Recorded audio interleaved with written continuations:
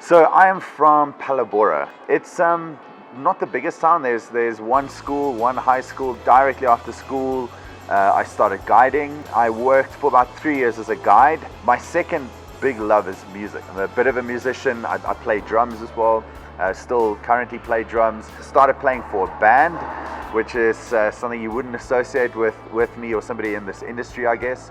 Whilst playing for the band, I worked also in the industry a little bit in Addo Elephant National Park. And in the end, we actually moved to the States. We moved to the US and continued playing there. And then I came back and pursued guiding again full-time, and what brought me to where I am now.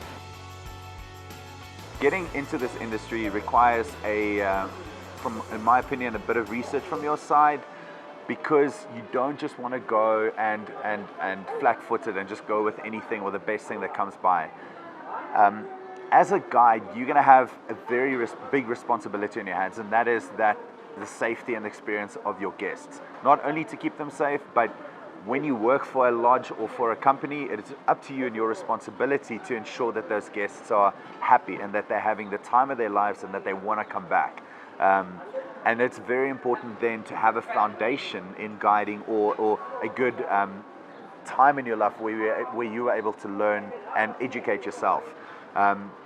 Practical skills are important. Things like, as a guide, you're going to be not only looking at impalas and nice things like that, you're also going to be dealing with dangerous situations. For example, going on a game drive and driving into the middle of an elephant herd. What do you do? Don't panic, because you're probably going to die. I'm joking, you're not going to die. But, there'll be a lot of trumpeting and some nervous guests. And I've made the mistakes. I've had guests in the back of my car in tears because of a big elephant bull or angry elephant cows. And I don't feel good afterwards because I feel it negatively impacted on my guests. They might leave that safari scared and afraid of elephants, which, that's the last thing I want to do. Elephants are incredible, and you want to convey that. So as a guide, there are a lot of irresponsible guides on safari. I just literally 2-3 days ago looked at a video of a guide putting something on social media, and it was basically, I'll sum it up, but an elephant bull walking towards the car. Either side of the elephant bull, he was on the road. That side of the road, this side of the road, there was water. He was coming straight at the car was parked on the road.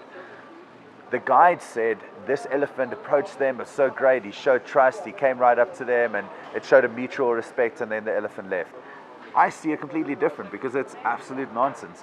That guy blocked that elephant's route. That elephant, they don't like to walk through water, so they enjoy the road. It's clean, it just rained, it's muddy, it's slippery, they want to walk on the road. Big elephant bull. Either side of him is water. Water to him is like an obstruction always. Like they don't really like to walk through it. They'd rather walk around a puddle than through a puddle. And here this guy is blocking his only way. So this elephant bull walked up to him, lifted his head, ears out, looked at the guy, swayed around a bit, picked up his foot, very nervous, unsure, and then eventually forced to walk around the vehicle. That to me is irresponsible, and the guests might not know it, because to them they don't know any better, or they don't know what the guy did. But if you know that elephant wasn't happy, he was unsure, and he was upset. And so that's not what you want to do. So that's why it's so important to not only have a good foundational training, but to also continue to learn and to always try and better yourself. And I'm just going to say this in any case, your tracker on safari, if you ever work at a camp, your tracker is invaluable. Don't discard what he knows. Many of those guys have been there for 15, 20 years. They know animal behavior. They might not have the theoretical knowledge about whatever and stars, but animal behavior, the simplistics of it, you can learn so much from trackers. And so in that same sense, you also don't want to just focus on elephants. So part of a good foundation and continuously learning and being curious. Curiosity is a beautiful thing. You want to be curious. If you see a tree you don't know, get to know that tree a bit better. There might be a medicinal use that you can share with your guests. And again, your tracker will probably know an answer to that.